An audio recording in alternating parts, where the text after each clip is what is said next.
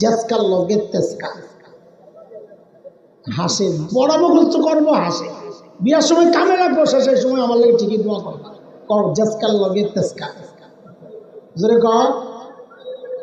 হ্যাঁ, ওই যে একজনের এটা পুষারে কয় সুটকির লগে বেদু, তোমার ঠিক আছে, এটা আমার কথা না, এটা কোরআনের কথা। সূরা নূরে আসছে, তালাশ করে দেখেন আল্লাহ কি বলে, আল খাবিসাতু লিল খাবিসিনা ওয়াল খাবিসুনা লিল খাবিসাত তাইয়িবাতু লিত তাইয়িবিনা ওয়াত তাইয়িবুনা লিত তাইয়িবাত উলাইকা মুবাররাউনা মিম্মা ইয়াকুলুন لهم مغفرة ورزق كريم। এই আয়াতের সংক্ষেপ তর্জমা যদি করি তো এটাই বেরিয়ে যাবে, জেসকার লগে মন থাকবো তো ইনশাআল্লাহ। ঠিক আছে, চলে জেসকার লগে তেসকার, এটা উদাহরণটা ভালো করে বলছে। এই যে মুরব্বীরা আমার ডানে পাশে, আমার বাবাজিরা বা আমরাও বিয়ের সময় আমরা নিজেরা দেখতে যাইনি, মা বাবা দেখবি মাঝে, আমি তো দেখি নাই। তো ওই সময় যদি দেখতে যাইতো তো যাইয়া মেয়েরে কি জিজ্ঞেস করতো, সূরা কালাম জিগাইতো, গোসলের ফরজ, ওযুর ফরজ, এই জিগাইতো, ঠিক না? তাও তো মেয়েরা দিনদার ইমানদার, তাও জবাব দিতে পারতো না। আগের মেয়েরা অত লাজুক ছিল। আমার এক ওস্তাদ গেছে, নিজে বলছে গল্প, কয়েকটা লাজুক মেয়ের খবর পাইছি, চিন্তা করলাম লাজুক মেয়েরা, বিয়ের মধ্যে লাজুক মেয়ে ভালো, পোলা পাইন তো খোঁজে খালি স্মার্ট। কি স্মার্ট বিয়ে করে কদিন পরে আয় হুজুরের কাছে, হুজুর তাবিজ লাগবে। কি এর তাবিজ? করবো মানে স্মার্ট বিয়ে করছো, এখন স্মার্ট জুতার বাড়ি। বিয়ের মধ্যে দেখবা লাজুকতা, মেয়ের সৌন্দর্য, এটা লাজুকতা। যে মেয়ের লাজুকতা নাই, রাস্তায় ভ্রমণ করা হাড়ে, এটা শয়তান, ঠিক কিনা? ওটা মাইয়া না, দেখি বেডা বেডা, হ্যাঁ চুল্লা বেডা। তো হুজুর গেছে বিয়ে করতে, তো চিন্তা করছে আরে কোন কষ্ট করলে আটকায় গেলে শরম পাইবো, আমার মা আর বোন আসছে, ওরা যদি না না কিচ্ছু পারে না, বিয়ে হইব না। তো হুজুর মনে মনে নিয়ত করে রাখছে সবচেয়ে সহজ একটা প্রশ্ন করবেন, যা করে আল্লাহ। তো যায়া জিজ্ঞেস করছে ফজরের নামাজ কয় রাকাত? চিন্তা করছে এইটা কি আর ভেজাল লাগবো, 2 রাকাত সুন্নত, 2 রাকাত ফরজ, নফল নাই, বিতির নাই, কিচ্ছু নাই না। তো জিজ্ঞেস করছে ফজর নামাজ কয় রাকাত? বউ বলে কয় 12 রাকাত। হুজুর কয় মনটাই খারাপ হয়ে গেল, না জানি আম্মায় তো এই মায়া বিয়ে করাবো না, কিচ্ছু জানে না। তা আম্মা হেসে দিছে, মেয়ে মানুষ বুঝছে। ওলারে কয়, হুজুর বলে আম্মা আমারে বলে রে বাবা এটার এই বিয়ে করাবো, লাজুকের শেষ। আলিমের মায়া বুঝি জানে না ফজরের নামাজ কয় রাকাত, মানে সব ভুলে গেছে। তো বিয়ার পরে হুজুর ধরছে, জিজ্ঞেস করছে এই 12 রাকাত কইছো, কি হিসাবে? হিসাব দাও। তো বউ কি কয়, আমি তো 12 রাকাত কইছিলাম, আমার জায়গায় আপনি হইলে 20 রাকাত কইতেন। আগের মানুষ ছিল এত লাজুক, কথা বলে। আর এখন বিয়া করতে যায় বলা ভাই, ওই যে শুনছি বিশ্বকাপের সময় যায় বলে জিগা হেগো কোন বলের সাপোর্ট করো। এই প্রশ্ন করা ঠিক আছে নি? এই কিছুই বুঝে না এতক্ষণ। আরে ঠিক আছে কেন অপ্রশ্ন করার চাই না লোক, ওই যে একটা খবিস, ওর লগেরটাও খবিস পড়ে কিনা, এটার নাম হলো জেসকার লগে তেসকা। বুঝে আসছে না? এবার আল্লাহ বউরে যখন কইছে সব দিয়া দাও, বউ সাথে সাথে নিয়ে সব দিয়া দিচ্ছে।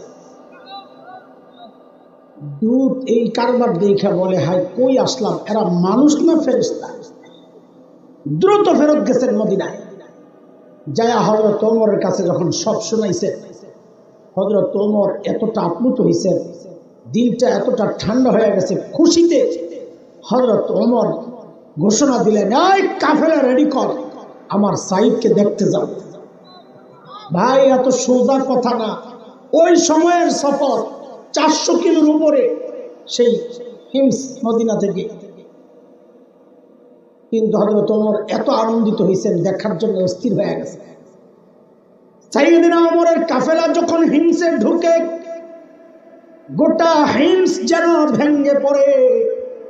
চারদিক থেকে হাজারো মানুষ ছুটে ছুটে আসছে, কেন? আহারি মদিনা থেকে আমাদের আমিরুল মুমিনিন আসছেন, আল্লাহর নবীর শ্রেষ্ঠ সাহাবী ওমর ইবনুল খাত্তাব আসতেছেন এক নজর দেখার জন্য। হযরত ওমর বসা, পাশে সাঈদ ইবনে আমির। সাইয়েদনা ওমর চিন্তা করলেন, সাঈদকে আমি তো ভালো জানি, কিন্তু জনগণ কি বলে? অনেক সময় দেখা যায় নেতার কাছে নেতা ভালো, কিন্তু পাবলিক দেখতে পারে না। সাইয়েদনা ওমর ডাক দিয়ে জিজ্ঞেস করলেন, এই হিমসের মানুষ, তোমাদের গভর্নরের বিরুদ্ধে কারো কোনো অভিযোগ আছে? থাকলে দাঁড়ায় যাও। বাপরে বাপ, ৬-৭ মাস আগে আপনাদের এলাকায় আইসা যদি কেউ জিজ্ঞেস করতো, এই তোমাদের নেতার বিরুদ্ধে কারো কোনো অভিযোগ আসেনি, আপনারা কি করতেন? মাথাটারে নিচের দিকে দিয়া বলতেন, না না দাঁড়াবো না, অভিযোগ আছে কিন্তু দাঁড়াবো না। কেন? এখন দাঁড়াইলে সকালে শুয়া পড়া লাগবে। ঠিক নি কথা? ঠিকটা ওজোরে বাইরে হয় না, এমন ডর ঢুকছে। আরে নাই তো, ডরান কি করবে? আল্লাহ আল্লাহ আল্লাহ, মাশাআল্লাহ। হযরত ওমর যখন বললেন কারো অভিযোগ থাকলে দাঁড়ায় যাও, লাভ দিয়ে এক বুড়া দাঁড়ায় গেছে। আছে বাপরে বাপ, সাহস কি দেখছেন? দেখা দেখি আরো 3 জন দাঁড়ায় গেছে। হযরত ওমর তো অবাক, কিরে কারে দেখতে আসলাম, ওর বিরুদ্ধে দেখি অভিযোগের শেষ নাই। দাঁড়াইছে যেহেতু জিজ্ঞেস তো করা লাগে, কেন দাঁড়াইছে বলেন, আপনার কি অভিযোগ? প্রথম জন দাঁড়ায় দিছে মারাত্মক এক অভিযোগ, বলে আমিরুল মুমিনিন, আমাদের গভর্নর মাসে একদিন অফিসে আসে না। মাসে কয়দিন? কয়দিন? মাসে বলে একদিন আসে না অফিসে, এটা হলো অভিযোগ। আর আমরা তো সপ্তাহে ছুটি কাটাই 2.5 দিন, তাও মাঝে মাঝে হাজিরা দিয়ে আবার গায়েব হয়ে যায়। কথা ঠিক কিনা কোন? হযরত ওমর তো রাগ হয়ে গেছে, সাঈদ জবাব দাও, কেন তোমাকে মাসে একদিন পায় না জনগণ? কেন? আল্লাহ নবীর সাহাবী আসামির কাঠগড়ায়, ধনী এলাকার গভর্নর, সময়ের সেরা ধনী হওয়ার কথা, ঠিক না? তিনি দাঁড়াইয়া জবাব দিচ্ছেন, কেন মাসে একদিন অফিসে আসে না? বলে আমিরুল মুমিনিন, আপনি তো জানেন আমি গরিব মানুষ। এই যে আমার গায়ে 2 টুকরা কাপড় দেখছেন, একটা লুঙ্গির মতো করে পরা, আরেকটা চাদরের মতো করে জড়ানো। আমিরুল মুমিনিন, আমার না এই 2 টুকরা কাপড় ছাড়া আর কোনো কাপড় নাই। বলে আরে মাসে অফিসে একদিন কেন আসো না, সেটা না বলবা? বলে 1 মাস এই 2 টুকরা কাপড় পরতে পরতে পরতে পরতে দুর্গন্ধ হয়ে যায়, নিজেরও কষ্ট হয়, আমার কাছে যারা আসে ওদেরও কষ্ট হয়, তাই মাসে একবার উপরেরটা ধুইয়া দেই, শুকায় গেলে নিচে পড়ি, নিচেরটা ধুইয়া দেই, শুকায় গেলে উপরে পড়ি। আমিরুল মুমিনিন, এই কাজটা করতে করতে আমার একটু দেরি হয়, বেলা একটু উপরে উঠে যায়, আমি আসি না এই কথা ঠিক না, আসি একটু দেরি হয়। উনি হয়তো সকাল সকাল এসে আমাকে না পেয়ে ভেবেছেন আমি আসি না, না না আমি আসি একটু দেরি। হযরত ওমর তো বুঝছেন অভিযোগের ধরন কি। দ্বিতীয় জন বলেন, আপনার কি সমস্যা? বলেন। আল্লাহ, দ্বিতীয় জনের অভিযোগ তো আরো মারাত্মক। কি বলে? আমিরুল মুমিনিন, আমাদের গভর্নরে দিনে তো পাই, রাতে আর খুঁজে পাই না। কি ডিউটি লইছে ওনারে, রাতেও সময় দেওয়া লাগবে। তারপরে হযরত ওমর রাগ হয়ে গেছেন, সাঈদ জবাব দাও, কেন তোমাকে রাতে পাওয়া যায়? কি করো? আল্লাহর নবীর সাহাবী আসামির কাঠগড়ায় কাচুমাচু হয়ে জবাব দিচ্ছেন, আমিরুল মুমিনিন, এটা তো প্রকাশ করার ব্যাপার ছিল না, একান্ত বিষয় ছিল, কিন্তু এখন প্রশ্নের মুখে পড়ে গেছি, না বলেও তো পারছি না। আমিরুল মুমিনিন, কেন আমাকে রাতে পাওয়া যায় না? কাসামতু হায়াতি বাইনা রাব্বি ওয়া বাইনা ইবাদি। আমিরুল মুমিনিন, জীবনটারে 2টা ভাগ করছি। এক ভাগ রাতটা আমি আমার মালিককে সময় দিই, দিনটা মালিকের বান্দাদেরকে সময় দিই। কোথায় তারা, কোথায় আমরা? মালিককে টাইম দেওয়ার সময় আমাদের হয় না। দুনিয়ার সবাই টাইম পায়, সংসার, পরিবার, নেতা, খেতা, জাস, এমনকি ফেসবুকও আমার হায়াতের টাইম পায়, ইউটিউব পায়, খেলোয়াড় পায়, গায়ক গায়িকা পায়, নায়ক নায়িকা পায়। পায় না কেবল আমার মালিক। মালিককে টাইম দেওয়ার সময় আমাদের হাতে নেই, ব্যস্ত আমরা। এরে জালিম, আমি আর তুমি ছাড়া দুনিয়ার সব মালিককে টাইম দেয়, ওই একটা গাছের দিকে তাকায়া দেখো না, কি মনে হয় গাছটা বুঝি এমনি দাঁড়ায় আছে? না না না, ওই গাছটাও দাঁড়ায়া দাঁড়ায়া মালিকের তেজবি পড়ে। যে কুকুরটাকে নিকৃষ্ট প্রাণী মনে করে তাড়ায়া দেয়, ওই কুকুরটাও রুকুর হালতে মালিকের তেজবি পড়ে। যে পোকামাকড় গুলো পায়ে দলে মেরে ফেলি, ওই পোকামাকড় গুলো সেজদার হালতে মালিকের তেজবি পড়ে। আহারে পড়ি না কেবল আমি আর আপনি, কারণ আমাদের হাতে সময় নাই। সময় বন্ধু একদিন আসবে, কসম আল্লাহর, সেদিন শুধু চিৎকার করে করে কানবো আর বলবো, ইয়া লাইতানি কদ্দামতু লিহায়াতি।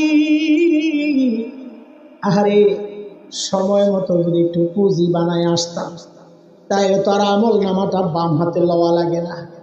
বলে বাম হাতে তো দেন দেন, আবার সামনে দিয়েও না। বলে হাতটারে ঢুকা কলিজার ছিদ্র করে পেছনে নিয়ে পাত। যে আমল নামা বাম হাতে পেছনে দেওয়া হবে, এখন তোর চোখ সামনে, এখন তোর দেখাও যায় না। তো আযাবের ফেরেশতারা ঘাটদারে মটকায়া পিছনের দিকে দিয়ে দিবে, দেখ তোর আমল নামা। আমল নামাটা দেখাই একটা চিৎকার দিয়ে বলবে, ইয়া লাইতানি লাম উতা কিতাবিয়া।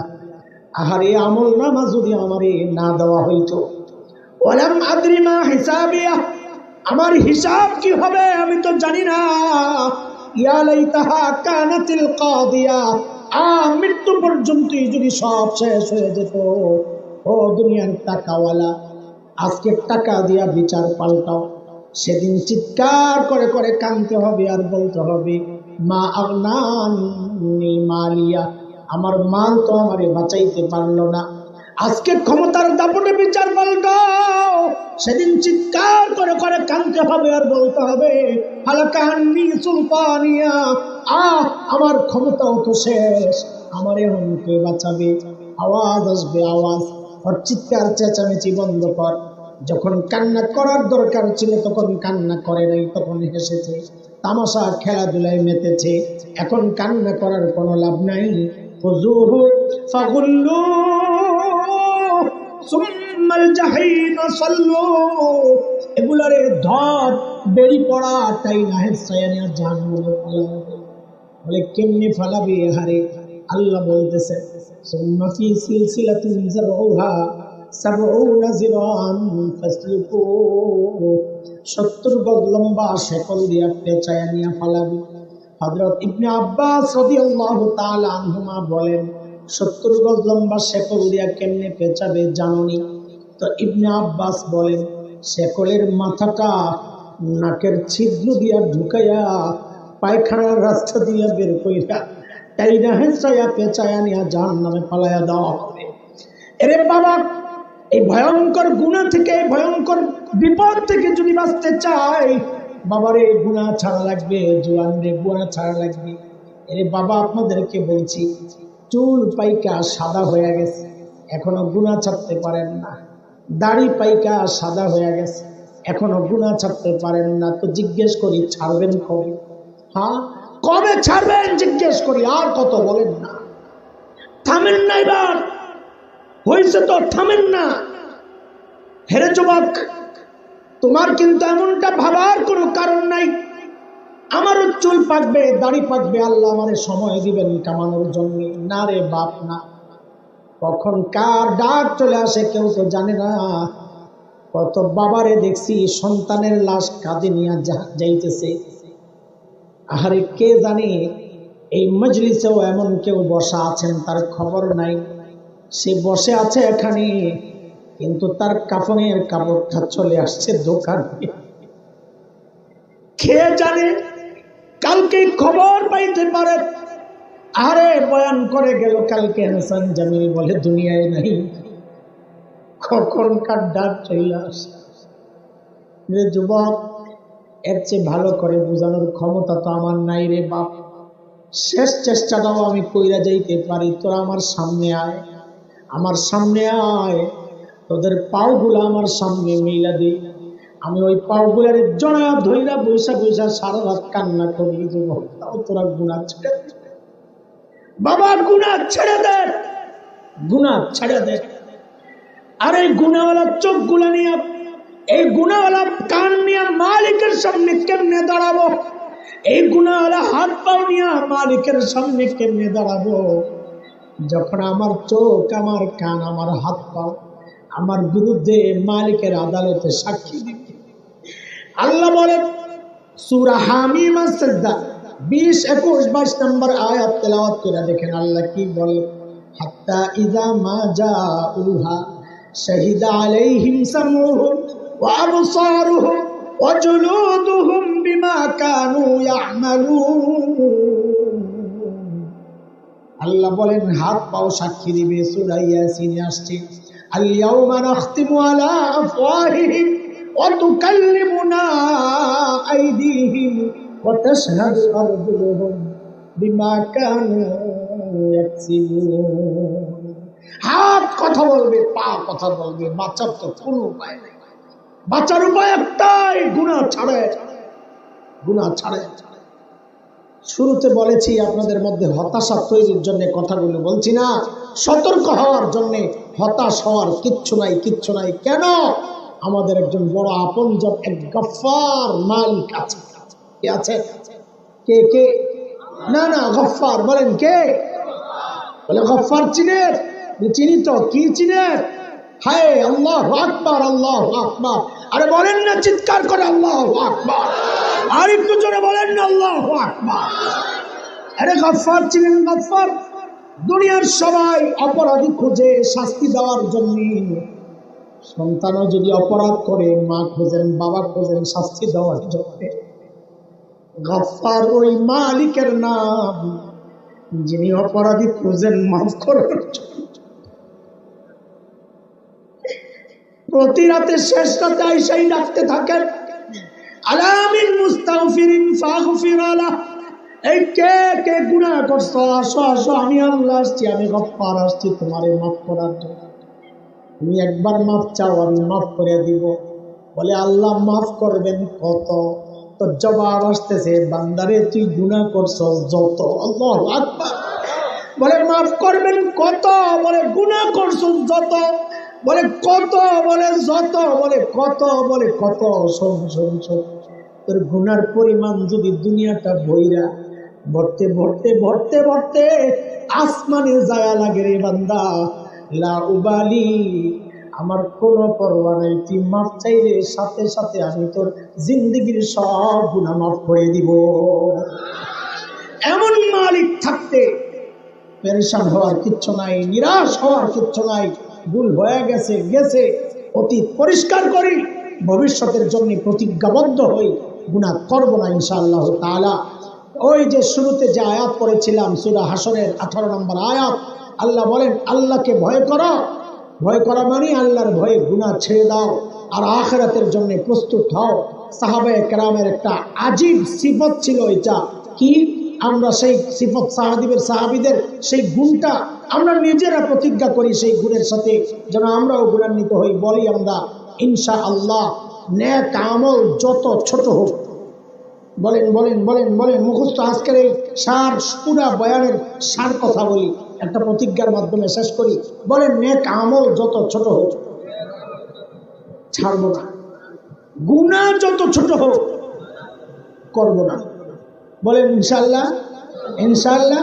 তাইলে ওই আয়াতে আল্লাহ যে হুকুম করছেন দুইটা, আখিরাতের জন্য প্রস্তুত হও আর গুনাহ ছেড়ে দাও, ওই আল্লাহর এই হুকুম মানা হয়ে যাবে।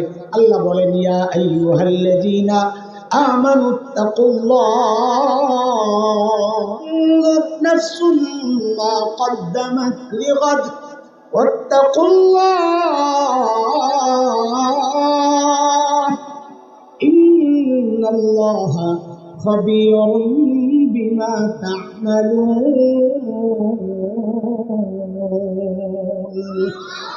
আল্লাহ তাআলা আমাদের জীবনকে গুনাহমুক্ত করে দেন, অতীতের সমস্ত গুনাহ খাতা মাফ করে দেন। এই যে আপনাদের নরদেহী ছয়ানি পাড়া জামি মসজিদের দিকে সুন্দর আয়োজন, আল্লাহ মসজিদকে সারা দুনিয়ার হেদায়েতের মার্কাজ বানায়া দেন। এই মসজিদকে কেন্দ্র করে আল্লাহ গোটা এলাকার মধ্যে হেদায়েতের আলো ছড়িয়ে দেন এবং আজকের এই মাহফিলকে আমাদের সকলের হেদায়েতের জরিয়া বানায়া দেন। মাহফিল আয়োজনে যাদের ভূমিকা ছিল, অর্থ, সময়, শ্রম, পরামর্শ দিয়ে যারাই যেভাবে সহযোগিতা করেছেন, আল্লাহ সকলের এই সহযোগিতাকে নাজাতের ওসিলা বানায়া দেন। আমিন আমিন। ওয়া আখিরু দাওয়ানা আলহামদুলিল্লাহি রাব্বিল আলামিন। আমি আপনাদের কাছে একটা আবেদন রেখে যাই, আমার ভাই হয়তো খুব শিগগির চলে আসবেন 10-20 মিনিটের মধ্যে, কারণ আমি যখন আসতেছিলাম তখনই শুনছি বয়ান করছেন, তো তিনি তো লম্বা বয়ান করতে পারেন না বলতে যোগ্যতা না, অসুস্থতার কারণে, তো এই জন্যে মাযুর হয়ে গেছেন একটু। তো এই